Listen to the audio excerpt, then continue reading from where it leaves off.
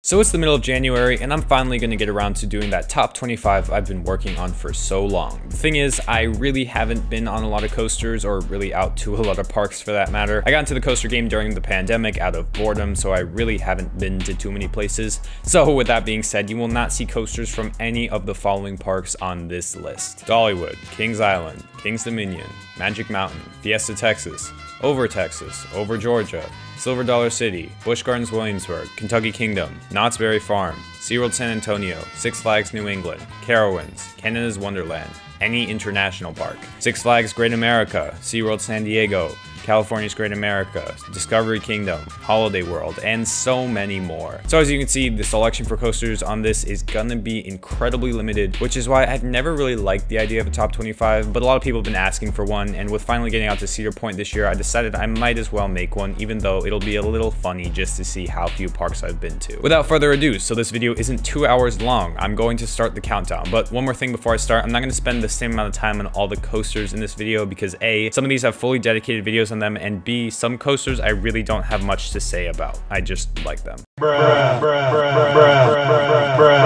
We're starting off with the Disney coaster. That's how little I've been on, but Rock 'n' Roller Coaster is actually a pretty good ride. While there isn't a whole lot of theming on this ride, the station and the build up to the launch and the Aerosmith blasting in your ears are all great things that tie this ride together. The cutouts that you fly through during the ride, while not super plentiful, why did I just say plentiful? I feel like an English teacher. While there aren't that many, they do enhance the ride and sense of speed that you feel darting around the dark. Overall, it's Disney's best coaster and definitely a worthy spot on this list.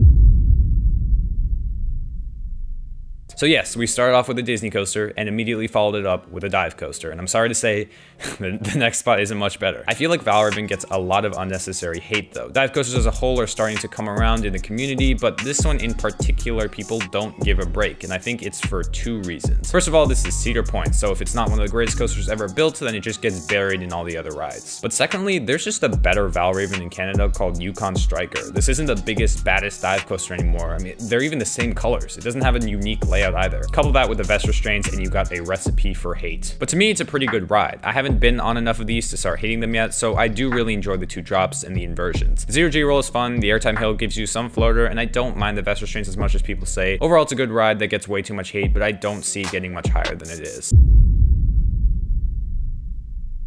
Same story here as VALRAVN, except this one you actually get airtime. VALRAVN focuses more on the stomach dropping feeling because those vest restraints prevent you from coming out of your seat too much, but SHEIKRA has both the stomach dropping feeling and real airtime on both of its drops. Not much to say here other than that, so we're just gonna move on. Now this is where we start to get to the good coasters, I guess. Those first three were all kind of like, but these next 22 are where we really get to like the solid ones. Fahrenheit is an Intamin Blitz without the launch. Now that being said, the launches are probably the best part of an Intamin Blitz, so without them, this isn't really going to score too high, but this is still a good ride, guys. Like many people have said before, this feels like an Intamin Blitz, a Gerstlauer Infinity Coaster, and a B&M Looper all Frankenstein together. And you know what? Somehow Intamin managed to make this actually work. The pacing on this ride is monumental. You dart around from one element back and forth, up and down until the ride is over really fast. The ride is just a little too short to put any higher, but for what it is, it works surprisingly well.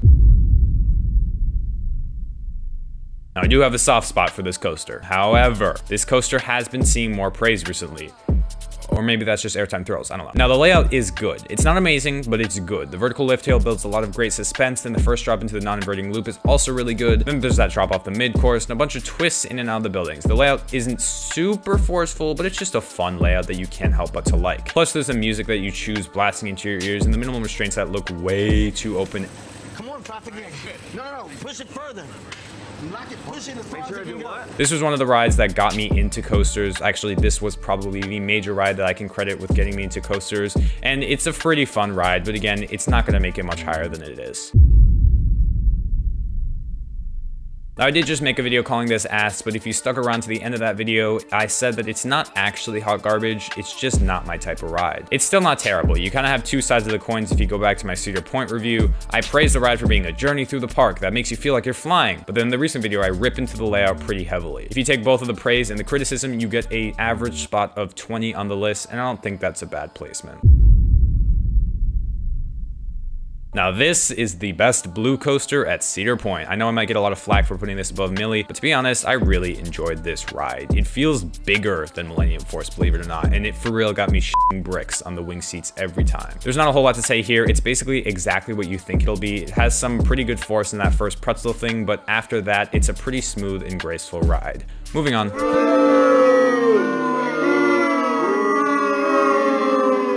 Now I know this seems low, but let me explain. This is a fantastic ride with a fantastic layout. However, I did myself the disservice of riding this thing first thing in the morning. You see, when I went to BGT, it was packed. We waited 90 minutes for SHEIKRA, 2.5 hours for Cheetah Hunt, and an hour for Cobra's Curse. The shortest line of the day was, well, KUMBA, but the second shortest line of the day was Montu. And while that's great that we only waited 15 minutes for this masterpiece, that was because we did it as soon as the park opened, so we were maybe the third train of the day? I don't know. It was quite the blunder, and because of that, my experience with this ride is tainted. I still really like the ride. The zero-G roll is crunchy, the Batwing is everything it was hyped up to be, and it's a long ride. I just rode it the wrong time, and maybe if I rode it like even an hour later in the day, I'm sure it'd be substantially higher.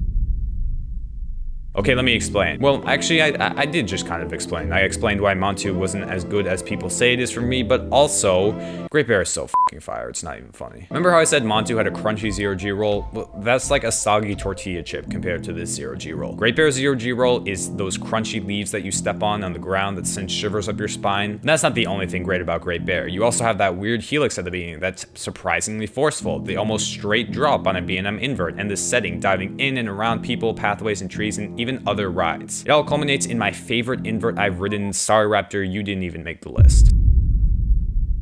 So yes, I am a KUMBA over Montu kind of guy, and it's probably because I got a sunset ride in KUMBA and a morning ride on Montu. The sunset ride in KUMBA was the most out of control ride I've had on any coaster. This almost 20-year-old B&M made me hold on tighter than any RMC or Intamin that I've been on. It's really an incredible ride, and you can't really explain why without riding it because it's basically Bizarro's layout, so I'm not even gonna try it. Just go out and ride it.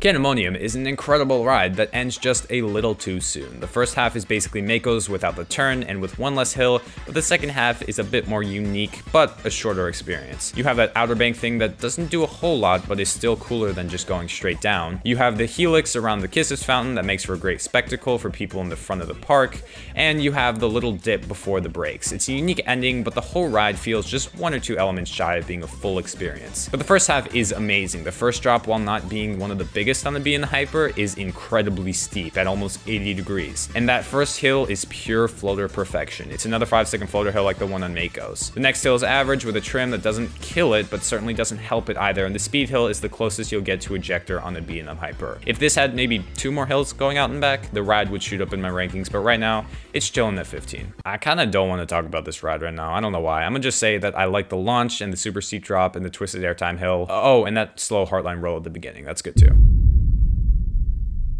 Now originally, I had this a lot lower on the list. I actually preferred KUMBA over Hulk for a long time. That was until my 2021 rides. Yes, for once, I've actually been to a park more than once so I can reassess my opinion of a coaster, and let me just say, these 2021 rides were on crack. The first one in the morning was really good. Still not as good as KUMBA, but it was really good. But it was the night rides that really kicked this thing up a chunk of spots. I mean, look at this breakneck pace. The incline launch into the zero-G roll is one of the best launches on the planet, and it's not even debatable. The layout is so unique, and on these night rides, even the second half was hauling. The soundtrack was fire, the location above the lake is fire. It's just fire. I'm sorry, it's fire. I want to put this higher because it had an integral role in getting me into coasters, but I'm sorry, Magnum is just so good.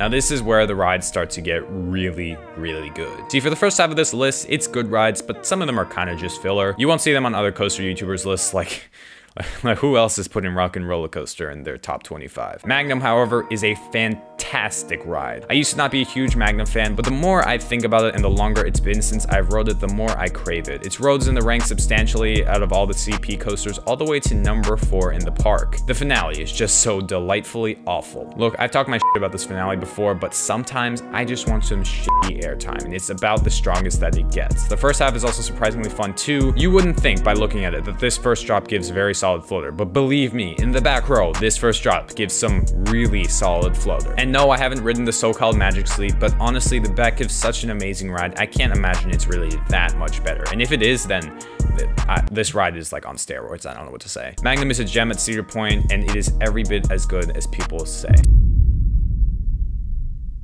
So yes, just above Magnum is the next Cedar Point coaster on the list, Dragster. This launch is just incredible. I can't really explain to words why, you just have to get out and ride it. If there was more of a layout than this, then this would probably be a lot higher, potentially having a shot at #1. But this ride is still incredible as it is, not much to say here, so I'm moving on. Okay, I promise this is the last super hot take. KA over Dragster is a very unpopular opinion, but I'ma stick to it. Now yes, the restraints on Dragster are much better than the ones on KA, but there really are a lot of pros to KA that people just don't talk about. First of all, there is a huge airtime hill at the end that gives great floater, and the restraints on the rides are more like a cage, so you do actually come out of your seat a little because there's a little room to float. The other pro is the launch track. The launch track is significantly longer, and you do feel those extra feet of track. It also gets faster, which trust me, you also feel. I know it's a hot take and a lot of people wouldn't agree, but I just like KA better, and nothing you can say is really gonna change my mind. People make a big deal out of the bleachers and the spectacle of Dragster's launch, and while that is all cool, I personally like the secluded setting of KA's launch more with the bamboo and the other plants around you. Also, people say KA is rough, but if you ride KA in like the front 2 or 3 rows, it's smooth as glass. It's basically as smooth as Dragster's. This ride has fallen from grace. This ride went from my #1 all the way down to my #9, and it's not because I like the ride any less, it's just I've gotten that special feeling I got from Cheetah Hunt in another ride that is up a little higher. So with this being said, I'm just gonna move on because I have a whole video on why I like this ride so much, so just go check that out. Nitro is a divisive B&M hyper. Some people love it, and some people call it hot ass. I, however, am in the camp that loves this ride. This is my first B&M hyper, so naturally, I am a little biased, but I do really think it's a great ride. It has a super unique layout with that double helix and the bunny hops all the way to the back. It's also profiled a little weird. Like, look at the shape of this turnaround. That is not how they look now. And I'm not even gonna talk about the triangle thing. This is just strange. But these odd elements give it personality that so many B&M hypers seem to lack nowadays. However, my last rides on this ride were not that great, and it led to another coaster overtaking it. One that I swore never would.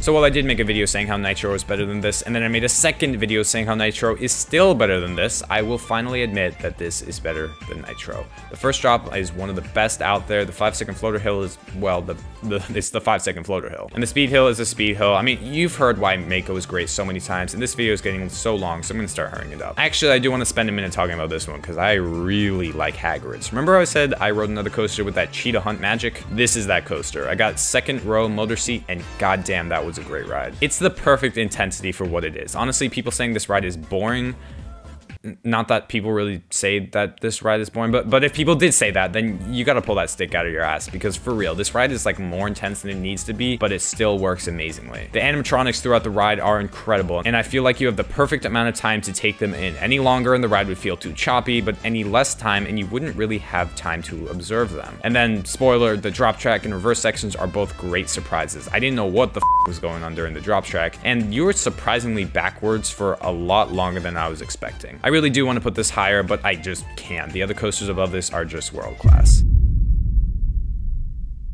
Now this might seem a bit low, but trust me, when you see the coasters above it, you'll realize I can't really put this higher. Toro is fantastic. The drop into the 2 camelbacks are the perfect opening to any coaster. Even better than Steve's first hill, even better than Dragster or KA's launch. These 3 airtime moments really do set the tone for this bonkers ride. And here's the thing, it's not like the rest of the layout is dog shit either. While those are the best elements on the ride throws in one more surprise with the rolling thunder hill at the end that sends you to outer space with one of the most violent airtime moments out there. It rivals Magnum's Triangle Hills for that title. And the twister section is the perfect way to mix it up at the end of the ride. Man, the more I talk about this, the more I want to move it up, but whatever, we're gonna move on. This is a personal favorite of mine, but there is another intimate that barely edges it out and is often called the steel version of Toro. To be honest, I'm kind of bored of talking about Skyrush. I don't feel like saying why this is a great ride. You already know what I'm going to say because it's pretty straightforward. And I'm definitely not talking about those restraints because I talk about those way too much. Anyways, I'm just gonna move on.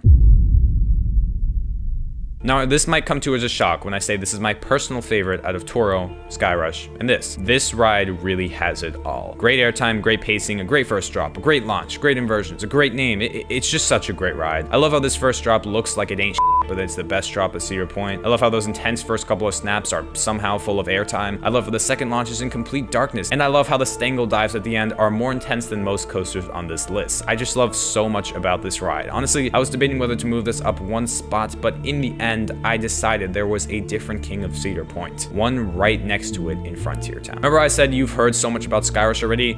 I'm gonna do the same thing here with Steel Vengeance because you've heard so much about this ride. I don't feel like talking about it. So yes, the coaster I claimed was destined to disappoint is now also my number one, and you know what? I'm glad that it is. Remember how I said Maverick was the full package with everything? Well, VelociCoaster also has everything, except it also has theming. So instead of making a third video on this coaster, I'm just gonna spend more time talking about it in this video.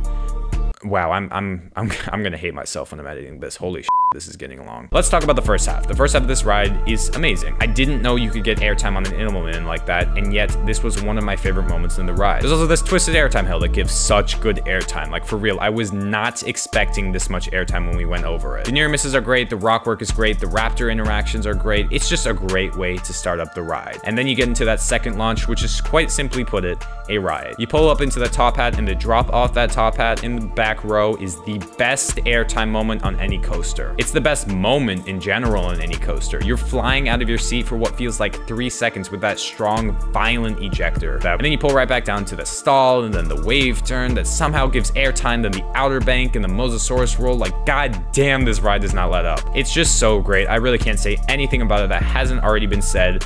My 2 rides on it were 2 of my best rides I've ever had on any coaster, and it makes VelociCoaster undoubtedly my new number 1, and it isn't even really that close. Anyways, thank you all so much for watching all the way to the end, unless you just skip to the top 5 or something, in which case, please go back and watch, because this took me a really long time to edit, and I need that AdSense. Anyways, I will see you in the next one. Bye.